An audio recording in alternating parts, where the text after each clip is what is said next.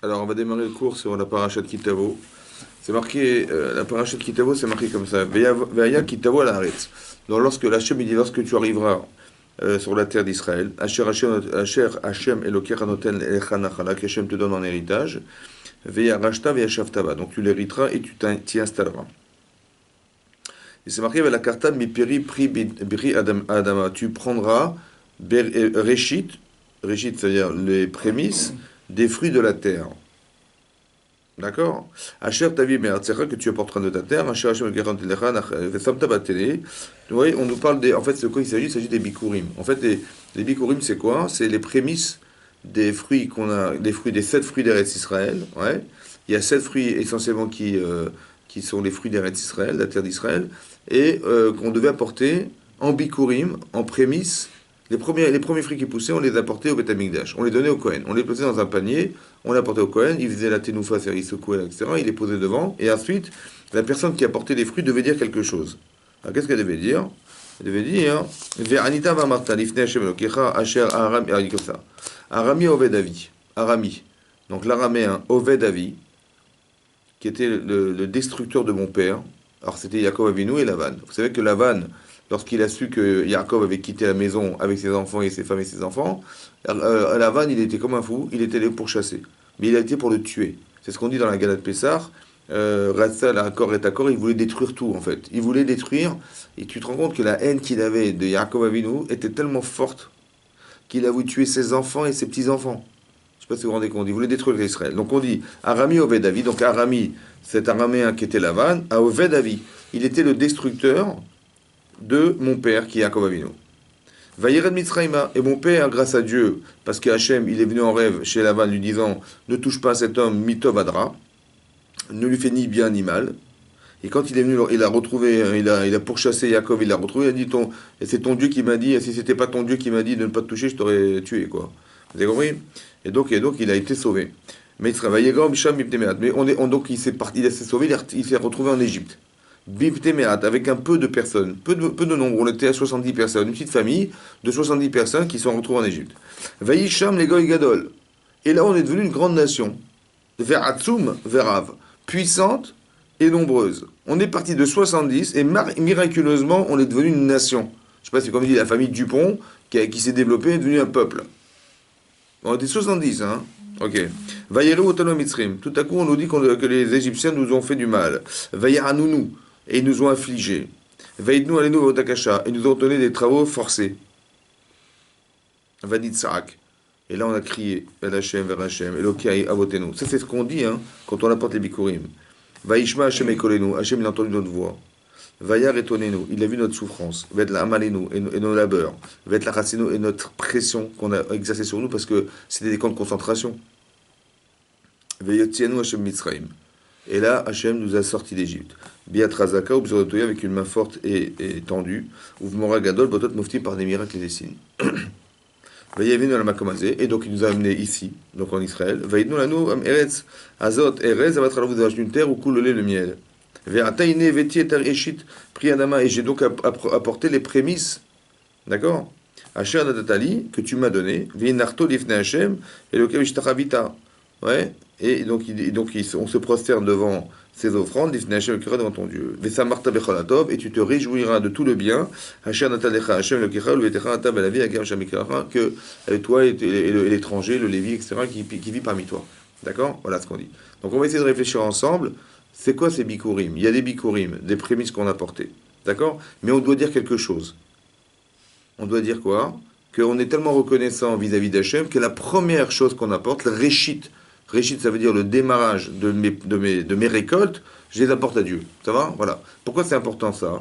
Parce qu'il y a de la reconnaissance. Mais comment est née la reconnaissance? Alors très important de voir que dans le texte c'est marqué comme ça. On a voulu nous exterminer. À travers Yaakov Avinu, on voulait détruire Yaakov, sa famille, mais en fait c'était tout le cas Israël qui voulait être détruit par le biais de cet homme et de ses enfants. Parce que la concentration de clan Israël, elle est concentrée sur 12 personnes, vous avez compris? Voilà. Donc en détruisant ça, on détruisait tout. Maintenant ça c'était la volonté de la main, mais Hachem nous sauve. Ok. Après qu'est-ce qui se passe? On est en Égypte, on est une 70 personnes, et on devient une grosse puissance. D'accord? Et là, quand on devient une grosse puissance, on fait peur aux gens. On fait peur à Paro, manifestement, et il dit, ce peuple va nous envahir, et donc il a organisé automatiquement une destruction par le travail, par des camps de concentration, par des camps de travail, etc., pour essayer d'éliminer. Mais plus il élimine, et plus on se multiplie. Plus il a la volonté de nous détruire, et plus on se multiplie. Bizarre. Après, qu'est-ce qui se passe? Donc on nous afflige, qu'est-ce qu'Hachem nous sort d'Égypte? On passe par le désert, on rentre en Israël, et voilà, on arrive à ça. C'est quoi ces aléas? En fait, c'est hauts et c'est bas de la vie, c'est quoi? Alors, premier principe qu'il faut comprendre, c'est ça qui est marqué là. Quand tu descends, tu vas forcément remonter. On ne sait pas jusqu'où on descend. Obligé, obligé. Quand Hachem il te fait descendre, tu vois, on a voulu, tu vois la vanne arriver, sur l'instant T, Yaakov Avinu, il est comme un fou, tu vois, il sait qu'il va disparaître. Quand il voit ça va arriver, il va disparaître. Et tout à coup, il est sauvé. D'accord? Mais qu'est-ce que ça engendre? Bah, finalement, c'est haut, c'est bas, ça engendre quoi? C'était en bas, on a voulu t'exterminer, on te sauve, ça va? Et on voulait t'exterminer, on te sauve. Vous avez compris ça, ces aléas-là? Ça crée des émotions. Mais celui qui voulait t'exterminer, c'est un. Celui qui te sauve, c'est Hachem. Et là, tu dis, je lui dois tout. Vous comprenez ce qui va se passer? C'est-à-dire que quand tu vois que sur le plan financier, sur le plan physique, sur le plan tout là, pour tous les plans, tu vois que tu descends plus bas, ouais, c'est parce qu'en vérité, au fond, Hachem, il attend une chose. C'est que tu pries Hachem, tu lui demandes, Benitz Hagel Hachem. Crier vers lui, c'est qu'on est au bout d'un désespoir énorme. Parce qu'on ne peut même pas lui dire ce qu'on pense, on est obligé de crier. Et à ce moment-là, Hachem intervient. Ça va? Mais pourquoi Hachem il attend qu'on crie pour intervenir? Pourquoi il ne voit pas toute la difficulté, toute l'oppression qui est sur nous pour nous sauver la vie? Nos enfants, quand on voit un moindre petit bobo, on court derrière. Et lui, il attend 210 ans pour nous sauver. Pourquoi? Alors on a expliqué, parce que comme Hachem est transparent, et tout ce qui peut arriver, ça viendra par autre chose que par lui-même. C'est-à-dire, il va amener, je crois, les Américains, ils vont te sauver la vie. Donc qu'est-ce qui risque de se passer? Si tu dis rien, tu ne demandes pas à Hachem, tu vois les Américains, tu peux t'assimiler, tu devenir un bon petit goy, et tu diras merci à l'Amérique. Ça va? Donc Hachem, il ne peut pas faire ça. Donc il est obligé d'attendre que tu l'appelles, pour que quand tu verras les Américains, tu diras merci à Hachem d'avoir envoyé des Américains. Vous avez compris ce qui se passe? Ça veut dire que tu es obligé de demander pour attendre quelque chose. Mais Hachem, il crée une forme de désespoir pour construire la personne, construire une émotion qui pour toi restera à jamais en toi, parce que tu ne peux pas renier la reconnaissance du bien qu'il t'a fait de t'avoir sauvé. Ça va? Maintenant, tu vas te rendre compte dans ta vie que finalement, l'articulation et le pilotage de ta vie, il se passe aussi par Hachem. Tu comprends? C'est Hachem qui envoie la manne, c'est Hachem qui envoie Paro, c'est Hachem qui envoie... Mais pourquoi faire? Pour qu'en vérité, il veut créer le lien. Donc le principe de base qu'il faut comprendre dans cette paracha, dans ce passage-là, c'est qu'Hachem, il crée des situations pas simples. Pour que, si tu penses que tu vas te débrouiller tout seul, tu t'en sortiras pas forcément. Alors tu vas faire appel à lui. Mais en faisant appel à lui, tu as l'impression que pendant toutes ces années, pendant toute cette période, c'était le silence. Il n'y avait rien. Dieu, il n'est pas là, il n'y avait personne. Tu vois? Quand tu vois la vanne arriver, Dieu, il est où? Quand tu vois les camps de concentration, il est où Hachem? D'accord? Mais en fait, il était là sans qu'il soit là pour que justement, on puisse créer quelque chose, la conscience qu'il existe pour toi. Tu vois ce que je veux dire, ça? Et c'est ça qui peut refouler n'importe... Si demain, Yitzhara, il vient te dire, tiens, viens, on va faire un coup de je sais pas quoi, tu dis, excusez, je peux pas, là, j'ai appris la Torah, je reconnais, Hachem existe, je suis reconnaissant, j'ai appris la Torah, je peux pas renier. Ça va? Et donc, cette faculté que tu as d'absorber ça, oui, ça va t'amener à amener que quand tu vas rentrer en Israël et que tu vas produire ta terre, et ben la première réflexe que tu auras, c'est de prendre tes fruits et de les apporter à un chien pour le remercier. Les bikurim, vous avez compris? Mais ça veut dire que dans ta vie, tu ne peux avoir de reconnaissance et savoir que tout ce que tu possèdes et tout ce que tu fais, tous les efforts que tu peux faire dans ta vie ne sont que le produit de ce qu'on t'a organisé ou de ce qu'on t'a donné. Ouais. À ce moment-là, tu dis, tu dis pas, j'ai fait des études, comment vous dire, j'ai ouvert ma boîte, c'est moi qui ai tout organisé, c'est moi qui ai tout fait, et le produit de tout ça, c'est logique que ce soit moi. En vrai, on se rend compte que c'est pas ça. Ça va? Comment tu sais? Parce que tu vois que quand il n'est pas là, ça se passe autrement. En fait, qu'est-ce que tu fais toi? Tu as l'intelligence, en fait, l'intelligence de manipuler les éléments présents. Tu vois? Tu crées une école, tu as des professeurs, tu as des machins, donc tu manipules ce qu'Hachem a créé pour essayer de vivre avec. Mais en vérité, le résultat de tout ça, c'est lui. Ça va? Au final, c'est lui. Ça veut dire quoi le résultat? Toi, tu as fait le choix dans ta vie de rentrer dans cette mécanique, mais au final, tu ne fais qu'utiliser les aimants présents. Et c'est qui les aimants présents? C'est ce qu'il a créé. Ouais, et les facultés qu'il a données pour pouvoir l'exercer. Donc, non. Donc au final, quelle est ta participation là-dedans? Quasiment nulle. Alors qu'en vérité, qu'est-ce qu'on se dit en général? Mais non, attendez, le compte en banque, je sais que cet argent, il n'est pas venu comme ça par hasard. J'ai quand même travaillé pour l'avoir. J'ai compris, mais ça n'est que le résultat de la capacité de manipuler les éléments présents. C'est ça Hachem qui l'a créé. Donc soit tu l'occultes, parce que tu penses que tu es le meilleur, soit tu vis avec, et comment tu peux te rendre compte que tu vis avec? Parce que Hachem, il crée des hauts et des bas. Ça va? Donc, il faut bien comprendre que on peut tomber dans une forme de déchange moral parce qu'on voit que ça descend. Et on se dit, mais on est où là-dedans, etc. Mais en fait, c'est une provocation organisée parce que tu sais, dorénavant, tu sauras que quand ça descend, ça va remonter, c'est obligé. Parce qu'Hachem, il veut que tu reconnaisses ce qui existe, il va intervenir. Donc, tu dois avoir ce réflexe personnel de comprendre ça. Vous avez compris? Ça veut dire que là, qu'est-ce qui se passe? Oui. En fait, ce qui se passe, ce mécanisme-là, on le trouve dans Shir HaShirim. Parce que je vous explique. Dans Shir HaShirim, le passage les Shir HaShirim, le Cantique des Cantiques, il y a deux versets en fait. Il y a un verset dans le deuxième chapitre de Shir HaShirim et un dans le sixième. Le chapitre dans le sixième, le passage dans le sixième chapitre, c'est Ani, Ledodi, Vedodili. Vous voyez, c'est le mois des Louls. On sait que c'est le mois des Louls. C'est quoi Ani? Ani, Ledodi, je suis pour mon bien-aimé, Vedodili. Seulement, il y a un autre passage qui dit exactement l'inverse. Dodili va Anilo. Dodili, mon bien-aimé est pour moi, va Anilo et je suis pour lui. Mais non, on n'a rien demandé. Lavan, il nous attaque. On n'a rien demandé. Paro, il vient nous attaquer. Ça va? Qui c'est qui nous sauve de Lavan? Qui c'est qui nous sauve de Paro? Qui c'est qui nous sort d'Égypte? Hachem. Dodili, c'est mon bien-aimé qui est pour moi. Maintenant qu'il m'a sorti d'Égypte, maintenant qu'il m'a sauté d'une difficulté physique très très entreprenante, je deviens son partenaire. Dodili, mon bien-aimé pour moi, et moi je ressens ça. C'est quoi un Baal Tshuva? Un Baal Tshuva, c'est qu'il a rencontré un rave, il a rencontré une situation de vie qui l'a carrément bouleversé, mais ça c'est Hachem. Donc c'est Dodili, mon bien-aimé pour moi, et maintenant que je reconnais, alors Anilo. Ça c'est Pessah, ça c'est la remise en question de ma vie, ça va? Il a fallu qu'il m'arrive un événement bouleversant pour que je me rende compte qu'Hachem il était derrière et qu'il m'a sauvé ma vie, ça va? Ça c'est passé dans Shir HaShirim, le deuxième chapitre. Maintenant, on est dans un autre chapitre, lequel? Celui de dire, t'as compris, t'as fait tchouva. Alors maintenant, Anil et Dodi. Il faut que toi-même, tu t'investisses vis-à-vis d'Hachem, et là, Hachem, il va s'investir pour toi. C'est exactement l'inverse. Ça veut dire qu'Hachem, il est obligé de s'investir pour toi pour que tu le reconnaisses, et maintenant que tu le reconnais, alors tu as une autre avodat Hachem, c'est Anil et Dodi.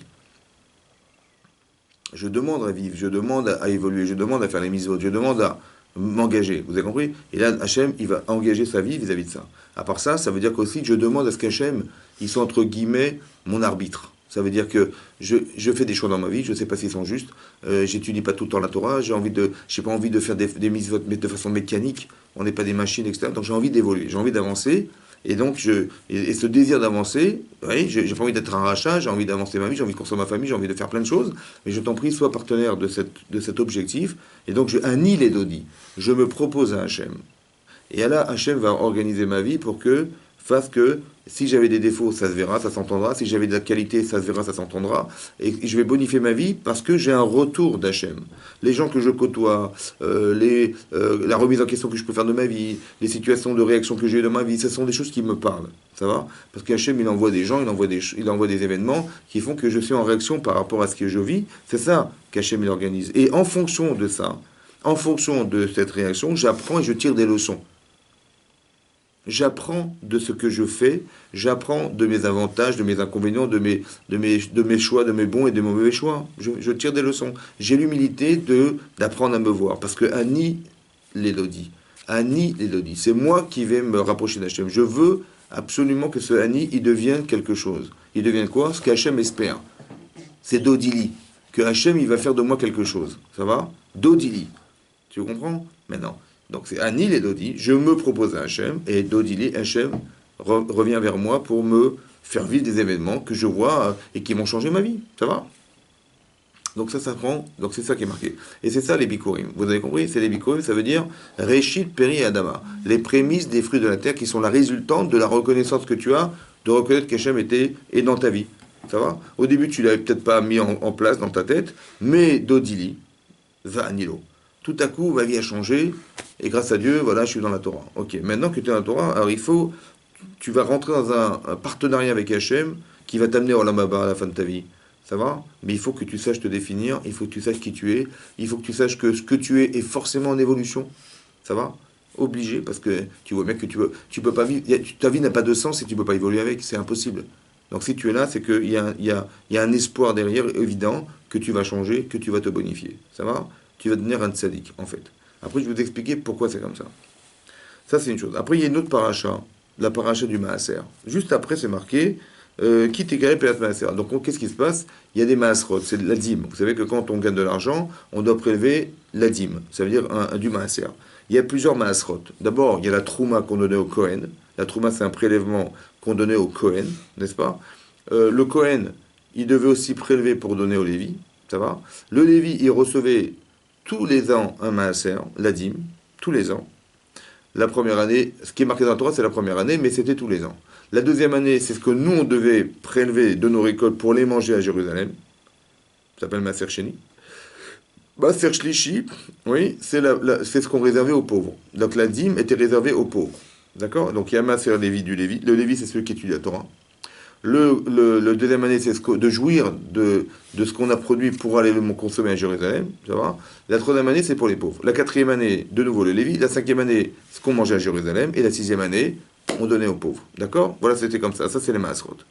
Et là, c'est marqué que, voilà, donc on prélève les Maasrot et c'est marqué que Hachem, il dit, voilà, il y a marqué, et donc j'ai fait, dit la Torah, l'homme dit, j'ai fait tout ce que tu m'as demandé de faire. Donc j'ai prélevé le Maaser, j'ai fait ce que tu devais faire. Et après, c'est marqué Ashkifa Miman Kochecha, et on demande une prière à Hachem, Ashkifa, que tu puisses regarder profondément, Mimeant Kochecha, du palais Kadosh, Min Hachem qui se trouve dans le ciel, dans ta demeure dans le ciel, ou Parech et Amecha. Et on demande à Hachem, après qu'on ait fait ces mitzvot là, ouais, de faire le Maaser et de donner aux pauvres, donner aux Lévis, on demande à Hachem de bénir son peuple d'Israël, Veta Adama et la terre. Hachem Natadalanu qui nous a donné, Hachem Nishbart Alavotenu, que tu as juré à nos pères, Erez Zavatralavodvash. D'accord? Maintenant, là il fait marqué dans Rashi, Ashkifa. En hébreu ça veut dire regarde, regarde. Mimeant Kochecha, de ta demeure sainte, Min Hachamim, où tu te trouves dans le ciel. Ou Barech et béni la terre. Là-bas c'est marqué, Rashi dit Ashkifa. Regardez ce que dit Rashi. Donc Ashkifa, ça veut dire regarde, d'accord? Il y a marqué, donc c'est Pasuk, Tet Vav, je vous lis Rashi. Où est-ce qu'il n'y a pas les Pasukim là encore? Tet Vav. Alors, Tet Vav. Voilà. Ashkifa Mimon Kochecha. Donc regarde du haut de ta demeure. Asinu, Mashegadartalenu. On dit à Hachem, nous, on a fait ce que tu nous as demandé. Donc j'ai amené les Bikurim. J'ai apporté le Maaser, j'ai donné le Maaser à ce qu'il devait. Donc si j'ai fait moi, alors toi fais ce que tu dois faire. Tu as dit que si vous appliquez mes mitzvot, alors je ferai pleuvoir sur la terre, je vous enverrai des brachot.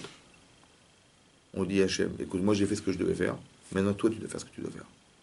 Ça va? C'est-à-dire que la force des mitzvot, c'est de faire que tu accomplis là. Alors Hachem, il t'a promis que tout fonctionnera selon ce que tu voudras que soit, parce que tu as fait ce que je t'ai demandé de faire. Ça va? Et donc, on se permet de dire à Hachem, grâce à ça, fais ce que tu fais faire. D'accord? Donc, il y a marqué Shkifa. C'est bon? Maintenant, si vous regardez bien, vous allez voir que dans la paracha de Vayera, là-bas, c'est marqué comme ça. Que lorsque les anges, il y avait 3 anges, Abraham, il a reçu 3 anges, oui.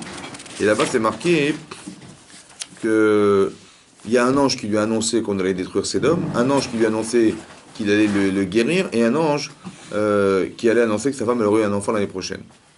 Et après, c'est marqué que quand ces anges ont fait leur mission d'annoncer à Abraham, ils avaient une mission de détruire Sédom. Et là-bas, c'est marqué que Vayakumu, ils se sont levés. Donc, je vous lis le texte. C'est marqué là-bas comme ça. Vayakumu, ils se sont levés, ces anges. Voilà. Où est-ce que c'est marqué? Petit sac, ça, etc. Voilà. Est-ce que j'ai pas le même texte chez moi? Attends, c'est marqué comme ça.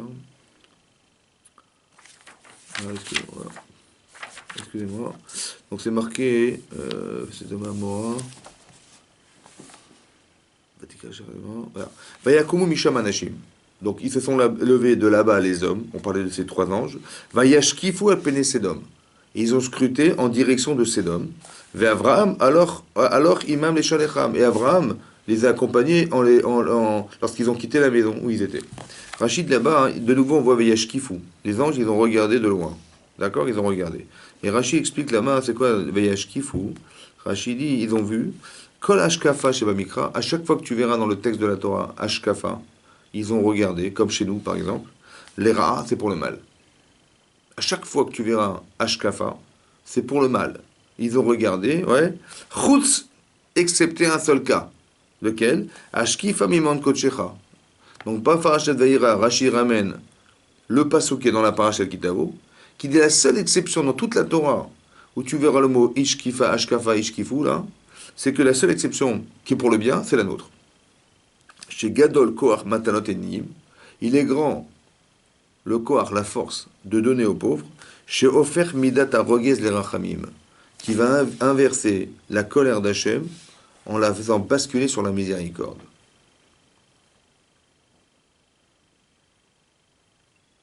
On peut changer le din, on peut changer l'opinion d'Hachem, on peut changer sa tendance.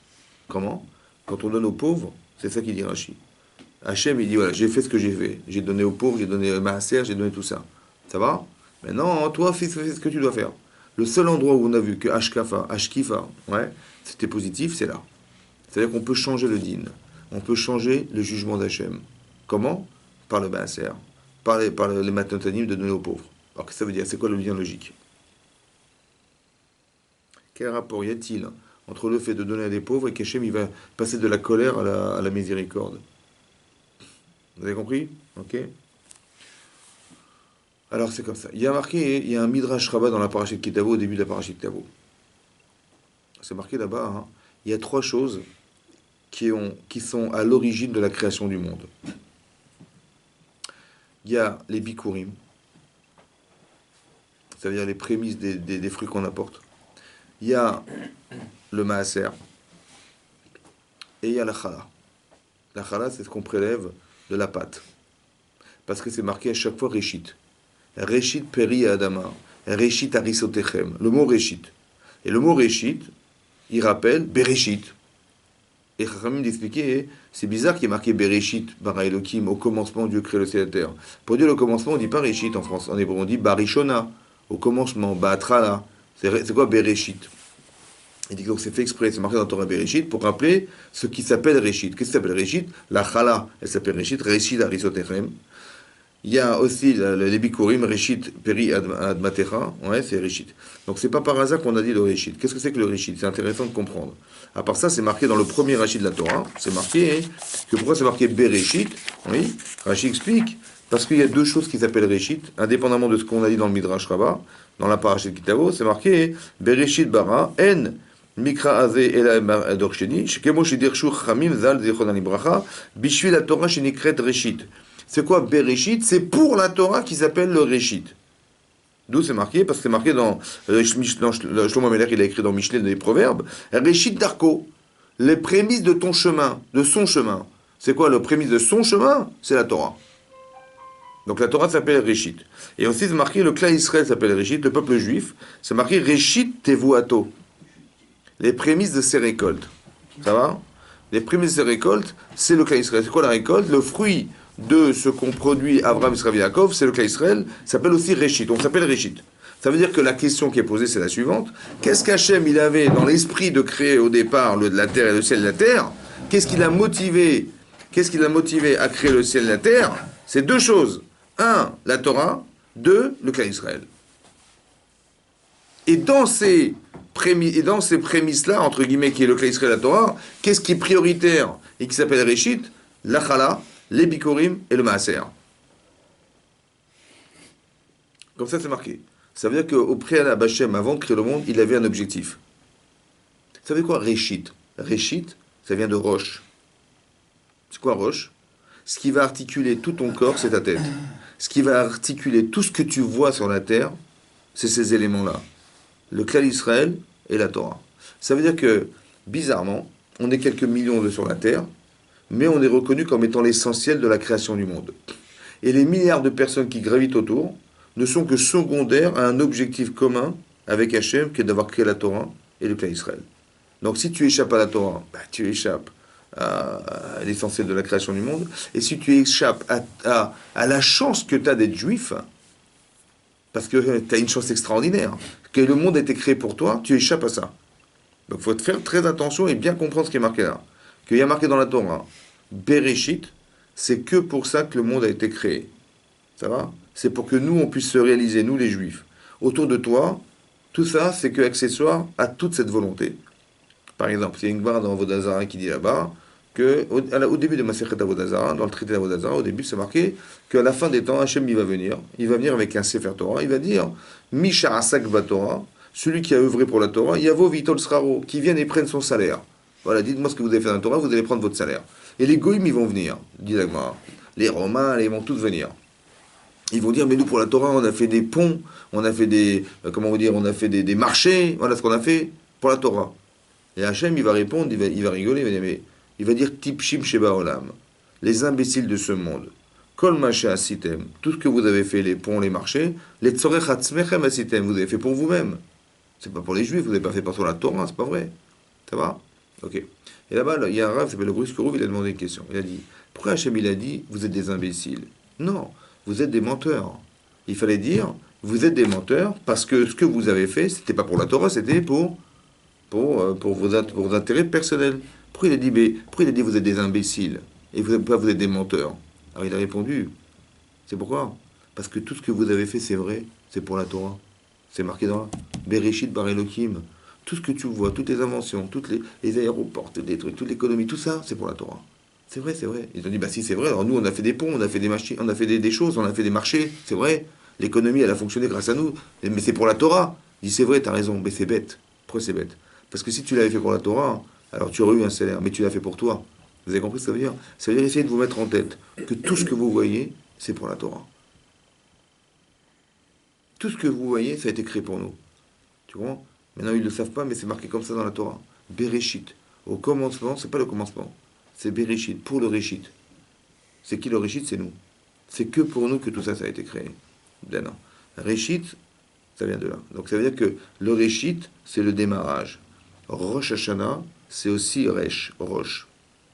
Que toute l'année, elle va s'articuler sur ces jours-là. Rashi explique ici, c'est marqué Bereshit bara Elohim.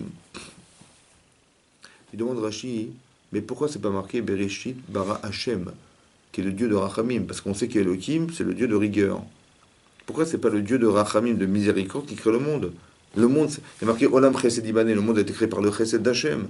Donc on aurait pensé qu'il aurait mieux valu marquer Bereshit bara Hashem, le nom divin d'Hachem qui représente la miséricorde, que la rigueur. Ok? Rashi répond, le Midrash répond et dit comme ça. Bitrila, au départ, Bereshit, Allah Bemarshava, il est monté à l'esprit d'Hachem de créer le monde Bemidatadin, avec de la rigueur. Au départ, Bereshit, bara Elohim, pourquoi c'est Elohim qui crée le monde? Parce qu'Hachem, il avait pensé que le monde devait vivre sur la rigueur. La rigueur, ça veut dire l'intransigeance, la responsabilité, ouais, ton côté adulte qui t'engage, etc. Voilà, ça c'est ça qu'Hachem voulait.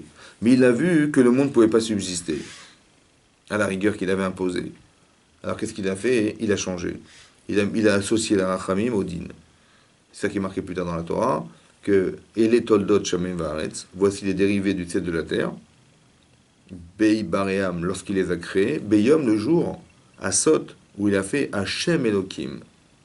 Hachem, le Dieu de miséricorde, et Dieu de rigueur, Erez Veshamim, la terre et le ciel.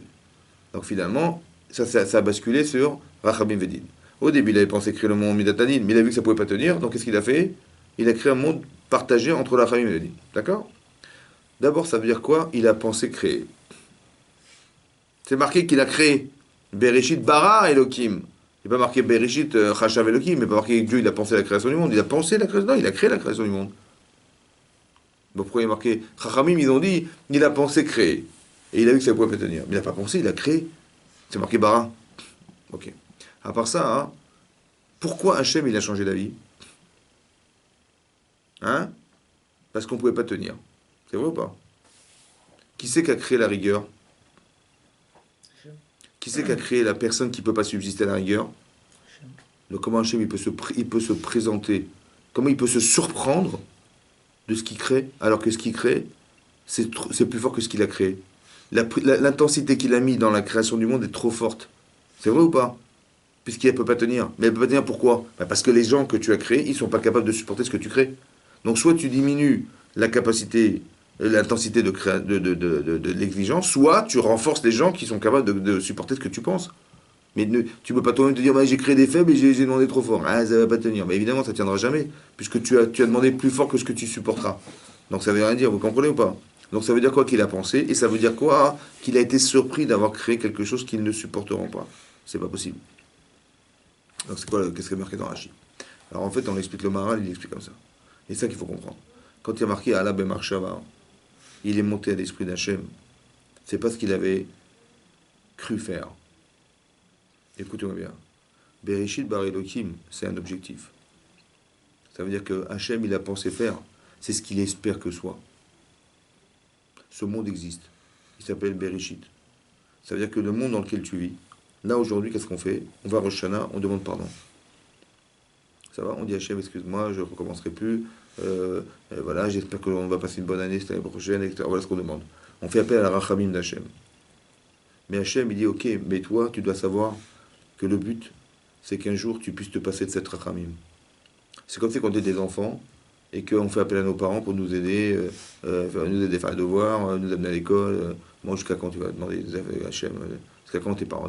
Un jour, on espère, tes parents, ils espèrent qu'un jour, tu pourras voler par tes propres ailes et tu vas te marier, tu vas te débrouiller. C'est vrai ou pas? Mais c'est pareil, Hachem, c'est pareil. Vous comprenez? Bereshit bar Elohim. Depuis la création du monde, il a pensé que l'homme devait atteindre. C'est bon. Il a créé un être faible, justement, pour que cette dépendance lui permette à lui d'exister à travers toi et te fasse grandir dans ta vie. Mais le but qu'on doit atteindre, c'est celui-là. C'est-à-dire que tu sois un tzaddik. Que tu sois quelqu'un tu vas dire, voilà, moi, il s'arrache le domine, j'étudie la Torah, voilà ce que je veux être. Tu vois. Mais cette pensée-là, c'est la pensée d'Hachem au début de la création du monde. Vous avez compris? Quand est-ce qu'il a créé le monde Hachem? Quel jour il a créé le monde Hachem? Le 25 Elul, il a créé le monde. Mais quand est-ce qu'il a jugé l'homme? Il a jugé Adam le jour de Rosh Hashanah. Ça va? Donc ça veut dire qu'il y a eu un jour. C'est pour ça que Réchit, ça vient de Roche, c'est qu'au démarrage, ça veut dire quoi au démarrage? C'est-à-dire qu'au départ, quelque chose de spécial, Réchit.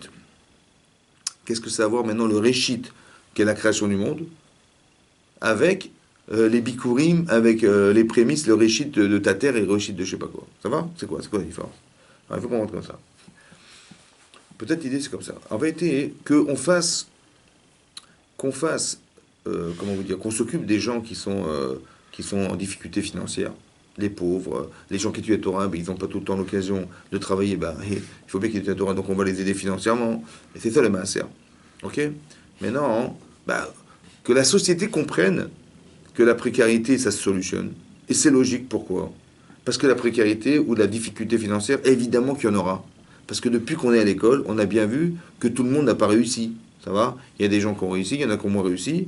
Et bien ces gens-là qui ont moins réussi, ben, ils n'auront pas forcément une parnassa qui les contentera. Ça va, c'est comme ça. Et ceux qui ont bien réussi, ils ont plus de chances d'avoir une parnassa qui les contentera. C'est logique. Donc il y aura toujours des aléas et des hauts et des bas, c'est comme ça. Donc si c'est comme ça, la société, elle doit pouvoir gérer ce genre de personnes. C'est vrai ou pas?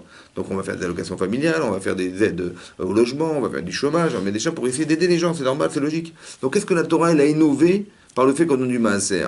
Mais c'est comme ça, c'est évidemment comme ça que ça doit se passer. C'est quoi? J'ai fait la mitzvah que tu m'as demandé de faire. Mais évidemment, même si tu n'avais pas pensé, de toute façon, la vie est faite que il faut faire du recède. Il faut aider les gens pauvres, il faut aider les gens qui sont en difficulté, c'est évidemment comme ça. Ou pauvres financièrement, ou pauvres intellectuellement, c'est comme ça. Il faut rééquilibrer, reniveler le niveau de la société. Ça fait partie des choses qui sont évidentes. N'importe quel goy, il comprend ça, c'est évident. Donc c'est quoi cette mitzvah de donner le maaser? C'est quoi cette mitzvah de donner de la dîme aux pauvres, de donner la dîme comment dire, aux Lévis, de donner la trouma au Cohen? C'est évidemment comme ça, évidemment. En fait, la différence, c'est comme ça. Vous savez que quand on a des récoltes, oui, on a des récoltes, tant qu'on n'a pas prélevé le maaser, la terouma, etc., ça s'appelle du tevel. Tevel, ça veut dire que c'est des aliments sur lesquels on doit faire un prélèvement, sinon on n'a pas le droit de les manger. Quelqu'un qui mange du tevel, il est chayev karet. C'est très très grave, c'est comme si il a transgressé Kippour. Donc quand j'ai pas le prélevé de maaser, j'ai consommé des aliments sur lesquels j'avais une obligation de prélever de maaser ou la trouma, etc. Karet, c'est très grave. Qu'est-ce qu'on apprend de là? Tu ne peux pas, la règle elle est comme ça, tu ne peux pas jouir de tes biens tant que tu n'as pas prélevé et donné au Cohen, donné au Lévi, donné aux pauvres. Ça, c'est innovant. Ça, c'est innovant. C'est comment ça marche une société. D'abord, on crée des richesses. Oui. Et après, ce qui reste, on va distribuer aux pauvres. C'est comme ça que ça marche. La Torah dit, c'est pas comme ça que ça marche. Il faut que tu saches que ce que tu as gagné, tu ne pourras pas manger tant que tu n'as pas donné. Vous avez compris ce qui se passe? C'est ça la mitzvah. C'est ça la mitzvah. Ça veut dire quoi? Ça veut dire qu'on est en train de t'expliquer qu'après que tu sois sorti d'Égypte, après qu'on t'ait sauvé de la vanne, après qu'on t'ait sauvé de tout ça, Hachem, il t'a donné la terre d'Israël. Ouais. Il faut que tu comprennes que c'est grâce à Dieu que... Mais qu'est-ce qu'il veut Hachem? Il crée une carence, il crée une décadence, il crée quelque chose. Si tu as compris que tout passe par lui, tu vas comprendre dorénavant. C'est ça. C'était ça l'objectif de la création du monde. Écoutez-moi bien, parce que Bereshit, Reshit Arisotechem, Reshit Perit Admatera, la prémisse de terre, pourquoi on a choisi le même mot? Les Chachamim, ils ont compris que c'est en rapport avec l'objectif de la création du monde au départ. Ça veut dire qu'on a créé le monde pour que tu arrives à faire quoi? Tu dis, mais moi, ce qui compte, c'est que je puisse jouir de ce que j'ai gagné, n'est-ce pas? On dit non, il faut que tu sois capable de maîtriser ta personne. Comme si que la préoccupation que tu devrais avoir des autres est plus importante que la tienne. C'est ça la mitzvah. À la différence de la logique sociale, qui est de dire, écoutez, on fait des richesses, bon, il y a des gens qui ont des difficultés, on va les aider, alors combien il faut les aider, on va voir combien il nous reste, combien... Non, c'est pas comme ça qu'on réfléchit. Vous avez compris? J'ai fait comme tu m'as ordonné, alors maintenant tu vas faire comme toi tu as pensé, Hachem. Alors donne-moi les brachot. Mais comment ça se réfléchit? C'est comme ça. Je ne pense pas à moi au départ. La préoccupation que j'ai, elle est comme Abraham Avinu. D'abord, c'est les autres. Et parce que c'est les autres, alors tu es tzaddik. Alors on va te donner des moyens de pouvoir réaliser ce que tu penses. Vous avez compris ce que ça veut dire, ça? C'est très important, ça. Ça, c'était le programme organisé de la création du monde. Pourquoi? Parce qu'en fait, le problème, c'est comme ça. C'est qu'on est conjugué de deux êtres contradictoires. On a un corps et on a une neshama. Je vous ai dit une fois que quand un homme s'appelle Adam, si la Torah dit qu'un homme s'appelle Adam, c'est pas par hasard. Parce que dans Adam, il y a Aleph et il y a Dam. Il y a du Echad. Aleph, c'est un. Adam et Dam, c'est le sang. Tu sais ce que tu as? Tu as la conjugaison de deux êtres. Tu as une Neshama qui est Echad, qui est complètement spirituelle, mais qui a été insufflé dans un corps qui est du sang, qui est du corps, la viande. Mais est-ce que c'est possible de faire coïncider les deux? Alors la Gemara dans Yevamot, elle dit, Atem kroui madame. Le Navi, le prophète, a dit, vous êtes appelés des hommes. Ve'en rofde kochavim kroui madame. Les gens qui ne sont pas des juifs ne sont pas appelés Adam, ne sont pas appelés des hommes. Pourquoi? Parce que quand tu vas questionner des non-juifs, ils vont te dire, écoutez, attendez, c'est simple. Nous, il ne faut pas mélanger la religion avec le reste. Il y a le spirituel et le matériel. Ça ne peut pas se mélanger. Donc il faut faire un choix. Soit tu rentres à l'église, ouais, donc tu vas te consacrer à Dieu toute ta vie, tu vas pas te marier, tu vas machin, les femmes c'est le diable et tout ce que tu voudras, c'est Echad. Ouais, ou alors tu vas faire du business, tu vas t'occuper de ton corps. Mais tu peux pas être à l'église et faire du business, c'est pas possible. Vous comprenez ce que je veux dire? On peut pas faire coïncider les deux. Parce qu'il y a une tranche réservée à Dieu, une tranche réservée aux autres. Alors il faut choisir. Nous on dit non, nous on fait pas comme ça. On s'appelle Adam. Ça veut dire que tu vas mélanger ta spiritualité dans ta matière. Et le problème en vérité, c'est que tu es dans une difficulté. Parce que comment tu vas mélanger les deux? Alors en vérité, qui va dominer l'autre? Quand tu dis comme ça, je vais prélever de ma assiette, après je mange. C'est toi qui domines. Tu dis pas non, d'abord, je vais manger, et s'il me reste un peu, je donnerai aux pauvres. C'est pas ça la Torah. Vous avez compris ce que ça veut dire? C'est ça qui est marqué. Pourquoi c'est comme ça? Parce que Hachem, il est comme ça. Hachem, il n'a rien à gagner, et il a tout à donner. Vous comprenez ce que je veux dire? Tu vas rien lui rapporter, et si tu fais quelque chose pour lui, il va rien gagner, il va pas changer, ses humeurs ne vont pas changer, rien va changer. Seulement, il est donneur. Essaie de ressembler à cette idée-là. C'était ça le début de la création du monde. Et si tu domines, c'est ça le Olam Haba. Vous avez compris ou pas? Le Olam Haba, c'est d'arriver à faire que on t'a donné la difficulté de vivre avec un corps. Il faut que tu gagnes toi. Il faut que tu te calmes. Il faut que tu sois maître des éléments. Il faut que tu puisses réfléchir avant d'agir. Il faut que tu sois capable d'écouter les autres. C'est ce qui est compliqué parce que tes émotions te font dire mais non, qu'est-ce qui va vous avez compris? Ça c'est très important qu'on arrive à le contrôler parce que c'est ça le Yetzer et c'est ça l'inverse. Toi, il a dit, mais attends, on va manger après, est-ce qu'il te reste, tu donnes? Mais ce que tu penses, est-ce que c'est toi? Ah bah oui, c'est moi qui ai réfléchi. Non, non. En vérité, c'est Toïtsara qui t'a fait croire. Parce que la misa, c'est pas ça. Vous avez compris ce que je veux dire? Réchit, le démarrage, l'exceptionnel. Vous savez, Aleph, il y a du Aleph et du Dam. C'est ça, Dam. Aleph, ça s'écrit Aleph. Aleph. P. Donc Aleph. Comment j'écris Aleph? Le mot Aleph. Amet, Lamed, P. Maintenant, Aleph, Lamed, P. Quand tu l'inverses, ça fait P, Lamed, Aleph. Ça veut dire quoi, P, Lamed, Aleph? Pélé. Pélé, ça veut dire quoi, Pélé? Hein? Étonnant. Ouais, c'est Pélé. Comme on dit, refait comme Bassar, ou Mafli la saute. Dans la bracha qu'on dit quand on sort des toilettes, Mafli, Pélé, c'est étonnant. Hachem, il a créé quelque chose d'étonnant. Donc Pélé, ça veut dire étonnant. Mais le mot Aleph et le mot Pélé, c'est les mêmes lettres. C'est-à-dire que le 1, c'est un chiffre étonnant.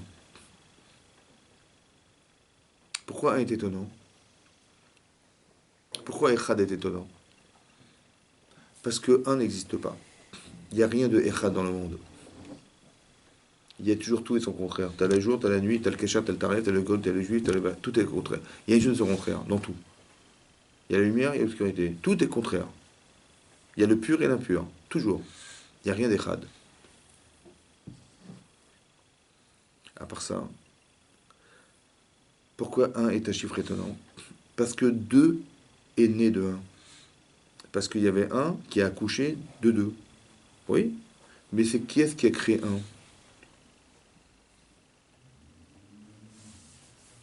Comment il est arrivé 1? Il n'y a pas. Il est des 0. Vous comprenez que c'est pas possible? C'est Pélé. C'est étonnant. Comment est né 1? Ça va? Alors on se rend compte qu'en fait, 1, c'est Hachem. Si tu as une Neshama, Echad, Adam, Aleph, c'est parce que c'est né de rien. C'est né d'Hachem. Il n'y avait rien avant. C'est Hachem. Tu as quelque chose d'unique en toi. Réchit. Réchit, Bereshit, c'est roche. Mais Réchit, c'est naître de rien. Tu comprends? C'est-à-dire que tout ce que tu vois, ça n'est que la réaction d'Hachem. Ça pousse, c'est lui. Tu gagnes ta parnassa, c'était lui. En fait, tu dis, mais non, mais comment ça, c'est lui? Mais c'est moi qui ai mis la graine dans le sol, c'est moi qui fais. Mais j'ai compris, mais tu peux mettre tout ce que tu veux, ça ne poussera jamais. La réaction chimique de la terre avec la graine, c'est qui a créé? Bah, c'est lui, hein. C'est compris pas? Pour ça qu'Hachem, quand il crée l'homme, il faut absolument qu'il crée la femme. Pourquoi? Parce qu'il y a marqué en Rashi, il n'y a que un qui peut être. On ne peut pas dire qu'Hachem, il peut être un, ben Ilionim, dans le ciel, et il y a un aussi en bas sur la terre. Non, il faut toujours qu'il y ait deux. Parce que le seul qui est unique, c'est lui. Vous avez compris? Mais ça veut dire qu'on porte en nous quelque chose qui vient d'Hachem, qui s'appelle Adam. Echad. C'est ça que tu dois te rappeler. C'est ça que tu dois devenir. Mais il ne faut pas que ton dame, il soit dominant. Il ne faut pas que le corps, il soit dominant sur cette valeur fondamentale. Et si tu domines, c'est ça l'objectif de la création du monde. Pourquoi? Parce que c'est marqué dans le Zohar. Le Zohar, il dit que pourquoi Hachem a créé le monde pour faire? Il dit parce que il y avait des Neshamot dans le Gan Eden. Et la jouissance la plus énorme qu'on puisse avoir dans sa vie, c'est celle-là. Maintenant, il y a marqué que pour ne pas qu'on puisse jouir de Nahama des Kisoufa, du pain de la honte, parce qu'on est en train de jouir de quelque chose qu'on n'a pas mérité d'avoir, alors Hachem, il a créé un problème. Il a pris sa Neshama, il a mis dans un corps. Et bien, il faut mériter le Gan Eden, dans la difficulté d'être deux, avec ton corps et ta Neshama. Vous comprenez ça? Il faut pas que ton corps il gagne, il faut que ta Neshama il gagne, pour mériter d'être. C'est ça qu'explique le Rabbi Shimon Bar Yochai dans le Zohar, que c'est la raison pour laquelle Hachem a créé le monde. Parce que Réchit, c'est la Torah, Réchit, c'est le Klal Israël.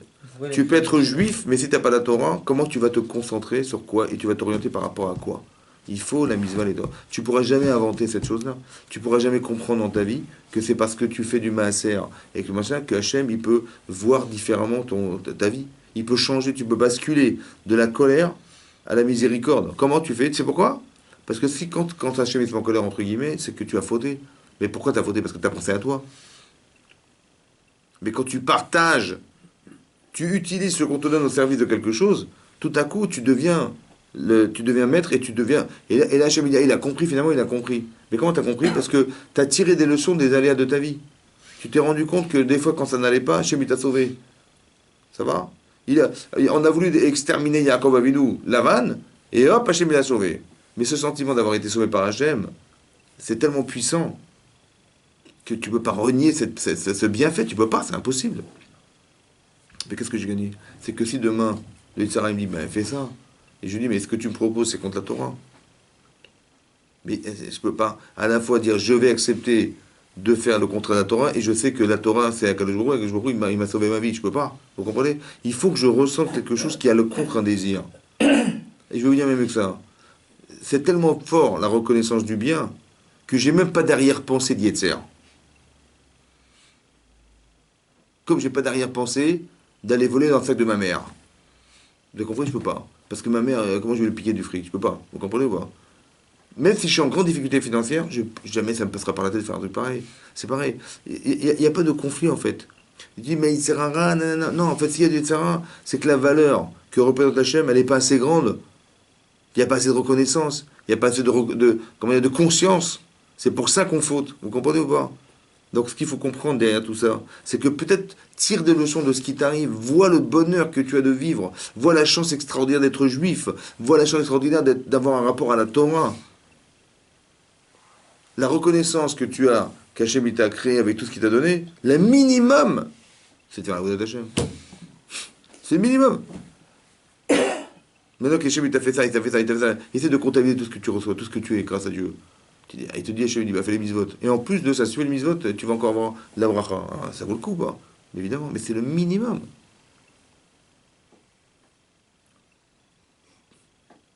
Ça veut dire que ce qui est marqué dans la Torah, ici, c'est extraordinaire. Ça veut dire que, ici, il y a marqué les clés de Rosh Hashanah.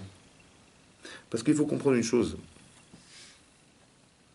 C'est que quand on nous dit que Hachem nous juge en Rosh Hashanah, oui, on n'est pas au tribunal, en vérité.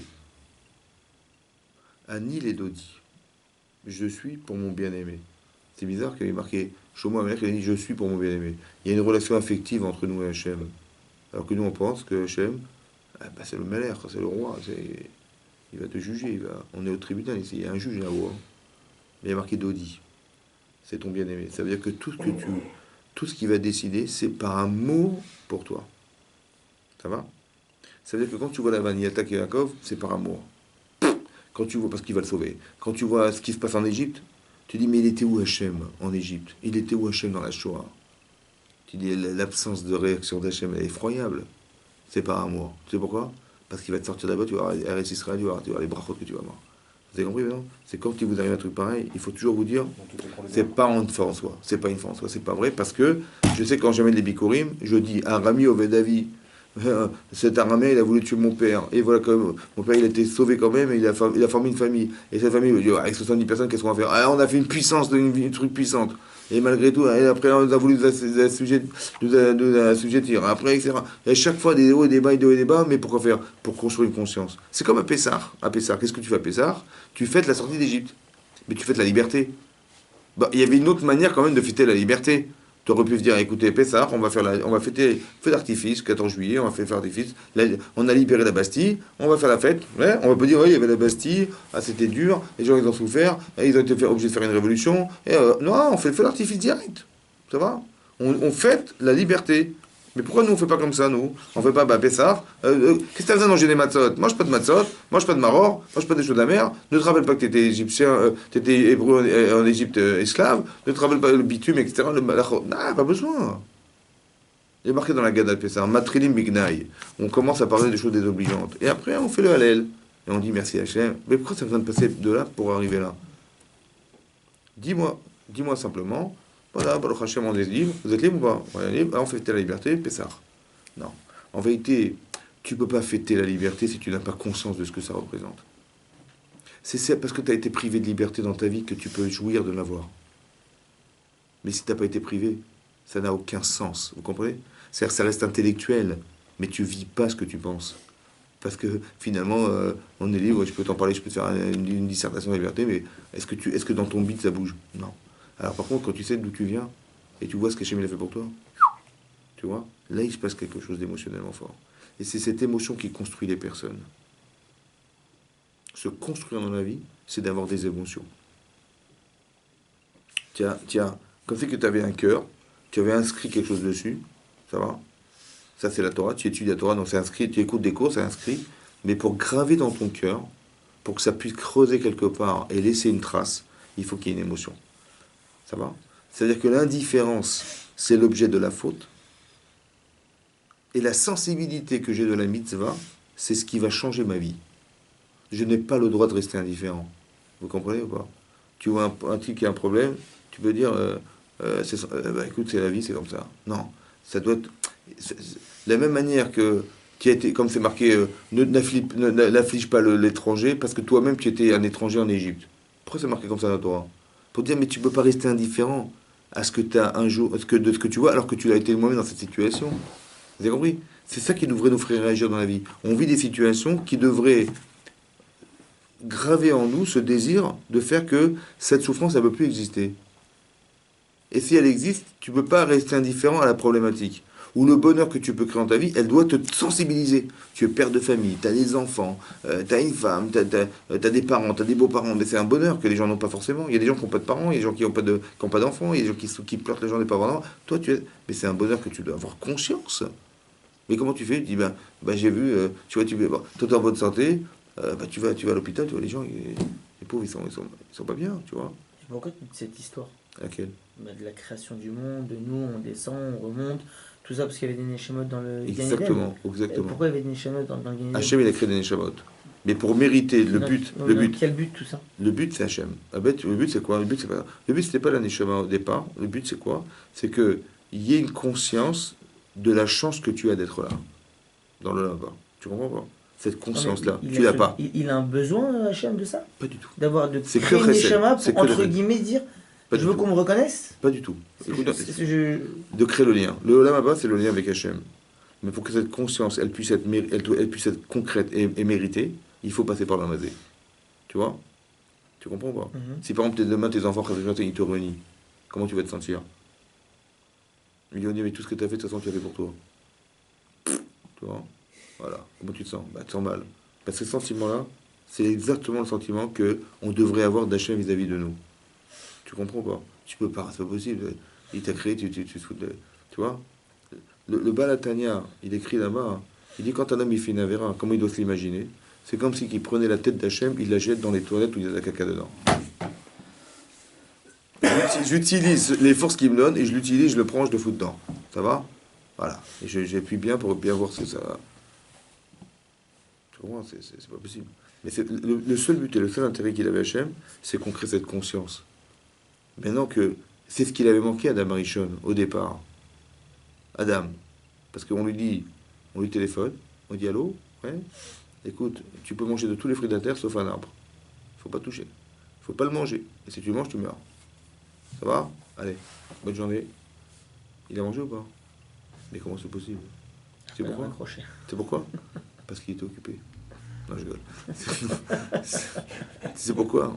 Parce que la conscience qu'il avait d'Hachem n'a pas suffi à l'empêcher de manger du etc. Alors qu'est-ce qu'il faut faire? Il faut reconstruire cette conscience-là. T'as compris? Ça, c'est le but de la vie. Que tu sens quelque chose. Il faut arriver à aimer Hachem. Il faut arriver à le craindre. Parce que quand tu aimes, tu peux pas trahir. Et quand tu crains, tu as peur de trahir. Ou alors tu as peur de ne pas réaliser. Tu comprends ça? C'est ça qu'il faut des sentiments, il faut ressentir quelque chose. Parce que il faut construire intellectuellement sa vie. Il faut greffer des sentiments. C'est comme avec tes enfants. Tu dis, ben, comme tout le monde, il faut avoir des enfants. Mais quoi, de façon mécanique, il faut avoir une famille, de façon... il peut être comme tout le monde, évidemment. Tu comprends, si on n'a pas d'enfants, on est un peu embêté. Et si j'ai pas de femme, ils vont me dire, alors que tu vas te marier quand? Je suis embêté, donc il faut que je me marie. Mais non, il faut que tu comprennes quel sens ça peut avoir. Si tu travailles pas, je dis, ouais, mais je travaille parce que sinon ils vont me saouler, je suis au chômage. J'ai pas envie qu'ils me saoulent, alors je vais travailler. Mais non, tu travailles parce que tu dois t'épanouir, tu dois travailler parce que tu as... tu comprends? On vit pas par défaut. Donc il faut que ça soit clair et cohérent, tu vois. Et dès l'instant où tu es clair, à ni les dodis, à ce moment-là, dodi dit. Tu pourras jamais comprendre ce qui t'arrive si tu n'as pas su te définir. Parce que qu'est-ce qui m'arrive? Je comprends pas ce qui m'arrive. Bah oui, parce que tu comprends pas ce qui m'arrive, parce que tu sais pas quitter. Hachem, en te faisant vivre ça, il t'a répondu à quelque chose. Mais t'as répondu à quelque chose. Mais si tu te connaissais, tu aurais dit, bah oui, à la limite, je sais tellement qui je suis que je suis même appréhendé ce qui va m'arriver demain. Parce que je sais que j'ai un problème là, ou j'ai un avantage ici, Et donc, ce que j'ai envie de devenir, je sais qu'Hachem va me proposer parce que j'ai très envie, c'est la mitzvah. Et des fois que je sais que j'ai des défauts, il va m'arriver un truc qui va éveiller ce défaut et qui va me faire dire qu'il faut que je corrige. Tu comprends pas? Parce que les émotions que tu vas vivre sont proportionnelles à ce que soit corrigé ton problème. Comme un petit peu comme les Shvatim. Et quand les frères de Yosef, ils sont arrivés en Égypte, ils ont retrouvé l'argent dans les sacoches qu'ils avaient, les bourses qu'ils avaient dépensées pour acheter la marchandise en retournant en Israël. Ils ont retrouvé l'argent dans les sacoches. Ils ont dit Hachem Manach, nous on est fauteurs. Peut-être que quand Yosef il criait dans le puits, on n'a pas été sensible. Tu vois? Alors Hachem nous fait souffrir. Mais c'est quoi cette souffrance? Cette souffrance, c'est le manque de souffrance. Ça veut dire que si Yosef il criait dans le puits, sauvez-moi, sauvez-moi, et qu'on n'a pas dit, écoute, on est vraiment désolé pour toi, on n'a pas le choix, il faut qu'on te vende. Mais on est vraiment forcément désolé. S'ils avaient fait ça, il dit, on n'aurait pas eu cette souffrance. On a manqué de souffrir pour les autres. Tu vois? Ils ont compris. Ou alors, quand on a retrouvé la coupe de Yosef dans la sacoche de Binyamin, ouais, ils n'ont pas dit, oh là là, c'est quoi cette histoire? Attends, Binyamin n'a volé personne, ça va? On va prendre un avocat, je suis désolé, c'est une magouille, là, votre histoire. D'accord, on va prendre un avocat. Ils n'ont pas dit ça. Ils ont dit Elohim matza et avon avadecha. Dieu, il a trouvé la faute de tes serviteurs. On va devenir des esclaves. Tu as compris ce qui se passe? Ça veut dire que Hachem, il vient répondre à quelque chose. À quoi? En vérité, est-ce que tu penses que tu as bien fait devant Yosef? Mais peut-être que j'ai pas souffert d'être un esclave. C'est pour ça que je l'ai rendu esclave. Mais si j'avais vraiment ressenti que c'est un esclave, est-ce que je l'aurais rendu esclave? Peut-être pas, tu comprends? Et si j'avais ressenti ça, j'aurais réfléchi autrement. Alors Hachem, il me fait la tova de le devenir. Pourquoi faire? Pour que tu comprennes ce que tu as décidé pour les autres. Tu comprends ce que je veux dire? Mais c'est de la conscience. C'est ça qui est Mechaper Avon. C'est ça qui expie les fautes. Vous comprenez? C'est pas qu'Hachem il dit, ah, tiens, on va le punir, il va recevoir une trecha, et comme ça c'est réglé. C'est n'importe quoi. La kapara, c'est le changement de la personne. Il y a des gens qui vont pas l'accepter, comme Paro par exemple. Paro, il va pas accepter ce qui lui arrive. Il va s'entêter, s'entêter. Il y a des gens, Hachem, il leur envoie des trucs pour se corriger. Ouais. Par exemple, Pharaon, on a expliqué dans les cours, on a dit que Pharaon, il a un problème d'ego. Bon, parce qu'il est Dieu du Nil. Il est le roi d'Égypte. Il est le roi de la plus grande puissance du monde. Hein. Il a des esclaves qui travaillent pour lui gratuitement. Gratuitement. Des millions. Une personne gratuite. Bon. Et un jour, Moshe et Aaron, ils sont venus le voir. Il dit, écoutez, Hachem nous a demandé de vous dire, il faudrait peut-être libérer les bénis Israël pour recevoir la Torah sur le mont Sinaï. Tu vois le truc? Bon, il va accepter par où, pas? Mais il y a un petit peu de mal. Un petit peu de mal. Bon. Il va dire non. Il va dire même pire que ça. Il va dire que vous avez le temps de réfléchir. Ah d'accord, donc on va vous rajouter du travail. Mais non, d'un côté, c'est logique. La réaction de parole est logique. Je veux dire, n'importe quel chef d'une puissance pareille, il aurait fait la même chose. Seulement, elle est où la faute? La faute, elle est comme ça. La faute, c'est que tu es tout seul par où? Et en face de toi, hein, il y a des millions de personnes qui sont en souffrance. D'un côté, si tu les renvoies, hein, t'es pas le dieu du Nil. Alors je suis désolé, parce que le dieu du Nil, il te laisse pas faire. Ça va, tu n'es pas la plus grande puissance, puisque tu te rends compte, tu libères des personnes pareilles. Mais c'est pas possible, tu vois. Et d'un côté, et comment tu vas te débrouiller alors? Sur le plan économique, mais il va falloir payer des gens que tu payes pas. C'est un trou dans les caisses de l'État, ça va pas ou quoi? Maintenant, est-ce que tu es capable de faire abstraction de ton problème qui représente l'unicité de ce que tu es, pour de l'argent, contre des millions, et qui remettent en cause leur propre vie? L'argent, la vie, 1 et 15 millions. Tu vois? Normalement, il aurait dû dire, écoutez, c'est pas grave. J'aurai la honte de ma vie, les gens diront de moi, mais je sais ce que je fais, je vais les libérer, ils seront libres. La vie est prioritaire sur l'argent et le pouvoir. Allez-y, partez, vous pouvez vous sauver. S'il avait été capable de faire ça, ça aurait marché. Pourquoi il n'a pas été capable? Qu'est-ce qu'il a fait Hachem? Tu sais ce qu'il a fait Hachem? Si manifestement tu ne peux pas les renvoyer parce que tu es le dieu du Nil, si manifestement tu ne peux pas les renvoyer parce que tu es le roi d'Égypte, alors il va faire Hachem, tu n'es plus le dieu du Nil. C'est pourquoi? Parce que le dieu du Nil, il ne peut pas être capable de remettre de l'eau dans le Nil. On l'a transformé en sang. Mais c'est toi le dieu du Nil. Donc manifestement, tu peux réparer le problème, la panne. Vas-y, remets de l'eau. Il n'a pas pu. Donc il a été découvert être un usurpateur. Maintenant, un type normal, il dit, ouais, écoutez, ça va, c'était du cinéma et tout ça. Non, il va se braquer en disant, ah, tu m'as fait ce coup-là, eh ben, c'est moi qui vais gagner. Il va se braquer. Donc, c'est-à-dire que on a voulu le libérer. Hachem, quand il envoie cette plaie d'Égypte, qui est la maca du Dam, par exemple, du Nil, c'est une manière psychologique de libérer un homme qui s'appelle Paro, d'un pouvoir qu'il s'est donné alors qu'il n'a pas ce pouvoir. Vous comprenez ou pas? Maintenant, si tu as des démasqués, qu'est-ce que tu as à gagner? Et à défendre rien. Alors laisse partir. Puisque c'est ça qui t'empêche. Donc Hachem, il a fait une tova de faire la maca du Nil. Vous comprenez ou pas? C'est pour son bien, pour qu'il puisse faire un choix logique qu'il a fait ça, Hachem. Seulement, tu as deux façons de lire. Soit tu dis, ah bah oui, il a raison, soit tu dis, mais il m'a fait un sale coup, devant tout le monde, il m'a fait la honte. Vous avez compris ou pas? Et là, il va se braquer. Donc on ne fait plus appel à la relation intellectuelle, mais à une relation de midot. Si tu as des mauvaises midot, tu vas tomber dans ce panneau. Si tu as des défauts de façon de réagir parce que tu es orgueilleux, parce que tu es un compétiteur, mais dans le mauvais sens, tu vas perdre. Parce que contre qui tu te bats. Et Hachem, il lui fait des tovot en lui envoyant. Au fur et à mesure qu'il détruit l'Égypte, qu'est-ce qu'il fait Hachem? Il libère quelque chose qui n'a plus de raison de défendre. Parce que de toute façon, tout s'autodétruit, qu'est-ce que tu vas défendre? Soi-disant, tu es le dieu du Nil, soi-disant, tu es le dieu t'es le roi d'Égypte. Mais tu n'es plus le roi d'Égypte, il n'y a plus rien. Donc, plus qu'il n'y a plus rien, tu n'as plus rien à défendre, pourquoi tu t'entêtes? Hachem, il fait exprès pour le libérer, vous comprenez? Ce qui nous arrive est exactement dans le même schéma. Tu réussis, Hachem t'envoie des brachot. Et si tu rates, on s'occupe de toi. Mais pourquoi faire? Pour éliminer en toi, que tu comprennes bien, pour éliminer ce qui t'empêche de faire un choix. C'est ça qu'a fait il fait. Il t'envoie quelqu'un qui te dit ça. Tu comprends? Il te fait vivre une expérience pareille. Pourquoi faire? Mais écoute ce qui se passe. Pourquoi j'écoute? Pourquoi j'écoute ce qui se passe? Parce que des fois, je juge des choses, mais je suis parti pris. C'est vrai ou pas? Donc peut-être que tu te gourres. Mais si les gens te disent que tu te gourres, au moins eux qui sont pas comme toi, ils peuvent comprendre, peut-être mieux que toi, parce que toi, tu es parti pris de tes intérêts personnels. Écoute les gens qui te parlent. Parce qu'Hachem les a envoyés exprès. Pour que tu écoutes, tu apprennes à entendre ce qui se passe autour de toi. Tu comprends ça ou pas? Ce que toi, par exemple, tu vois un type, il fait une bêtise. Et tu dis, mais qu'est-ce que tu fous, n'importe quoi? Mais pourquoi il a fait la bêtise? Parce que lui, il est parti pris de l'intérêt qu'il a de la faire. Mais toi qui n'as pas cet intérêt, tu dis, mais il fait n'importe quoi. Tu es libre de pouvoir le voir sans être prisonnier de l'intérêt, puisque tu n'en as pas. Mais quand c'est toi-même, c'est pareil. Ne dis pas, il dit n'importe quoi, il se trompe. Non, peut-être que c'est toi. Tu comprends? Et apprends à avoir l'humilité d'écouter ce qu'on te dit. Et arrête de créer de la souffrance autour de toi quand tu agis mal, par exemple, en pensant que tu as raison et que les autres, ils n'ont rien à faire de ça. Non, il faut tirer des leçons de ça.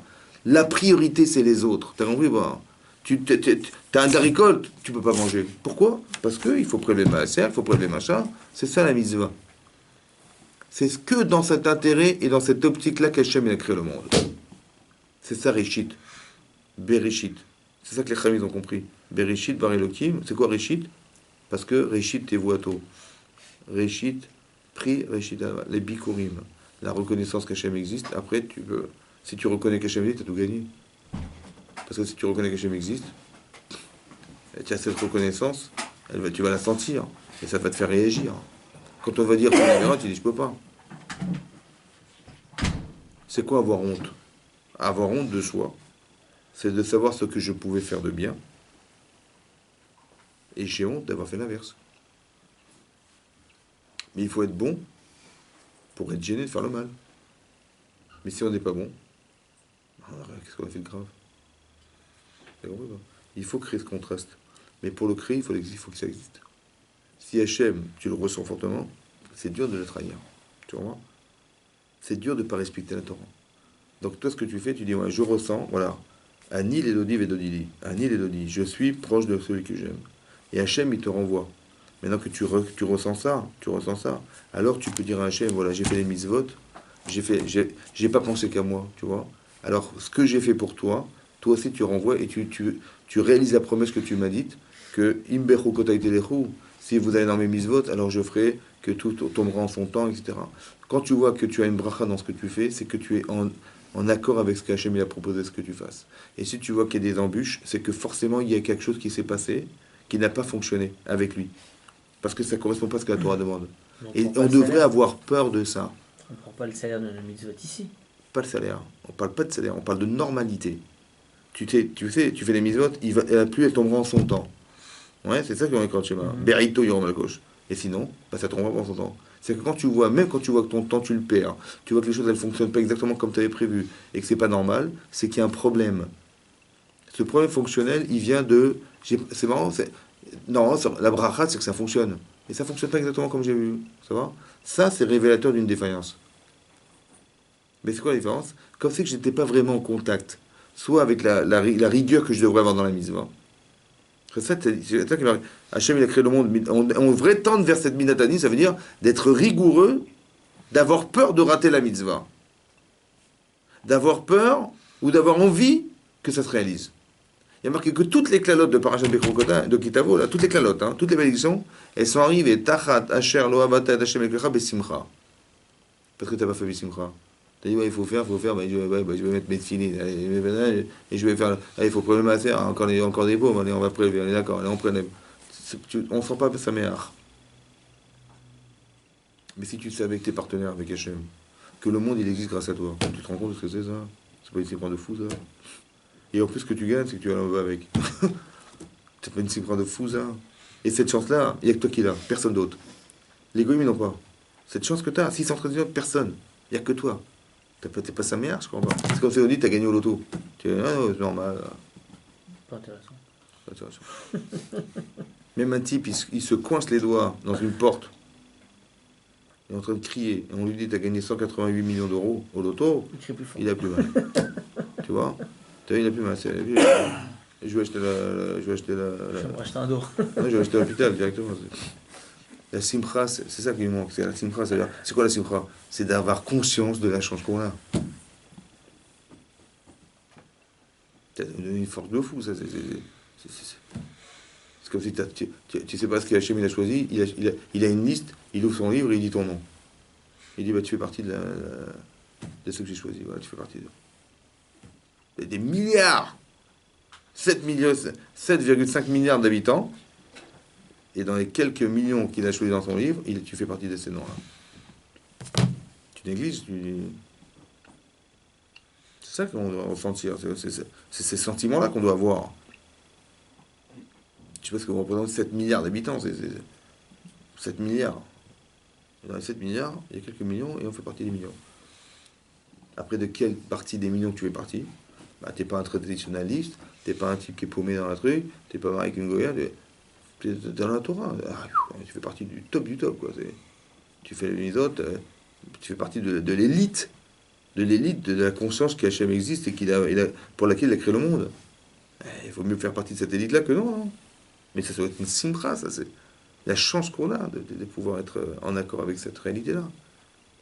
Donc dans ta vie, tous les jours, tu dois avoir peur de rater cette occasion, de rater la mitzvah, les mitzvot en général, et d'être pointu, de faire attention de est-ce que j'ai bien fait, j'ai pas bien fait, je vérifie, parce que c'est ça la rigueur.